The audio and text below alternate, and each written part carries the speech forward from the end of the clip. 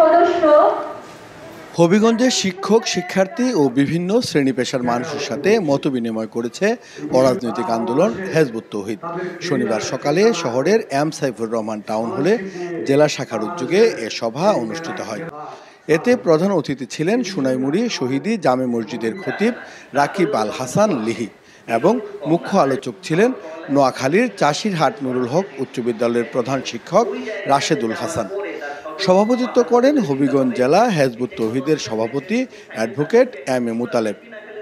উদ্বোধন করেন সংগঠনের সিলেট বিভাগীয় সভাপতি আলী হোসেন। বক্তারা বলেন, ব্রিটিশরা দেশ থেকে চলে গেলেও তাদের রেখে যাওয়া কেরানি তৈরির শিক্ষা ব্যবস্থা আজও বহাল আছে। সাধারণ শিক্ষায় নৈতিকতা ও দেশপ্রেমের অভাবে শিক্ষিত জনগোষ্ঠীর বড় অংশ দুর্নীতিগ্রস্ত হয়ে পড়ছে। তারা আরও বলেন, দ্বিধাভিত্তিক শিক্ষা ব্যবস্থার অবসান ঘটিয়ে একটি একমুখী আধুনিক ও নৈতিক শিক্ষা ব্যবস্থা চালু করা জরুরি, যা প্রতিটি নাগরিককে প্রকৃত সুনাগরিক হিসাবে গড়ে তুলবে।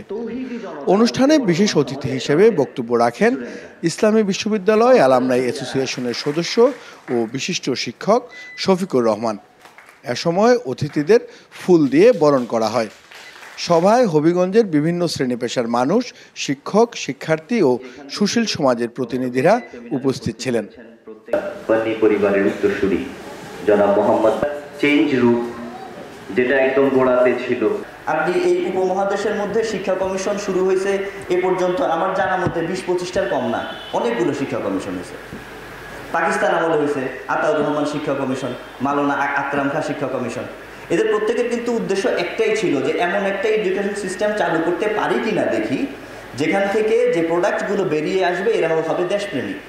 আমাদের এই অঞ্চলের মানুষ ধর্মীয় কারণে, সনাতন ধর্মের শিক্ষা এবং ইসলামের শিক্ষার কারণে আমাদের এই অঞ্চলের মানুষ কিন্তু সহজ সরল ছিল, কুটিল জটিল এভাবে চিন্তা করতো না।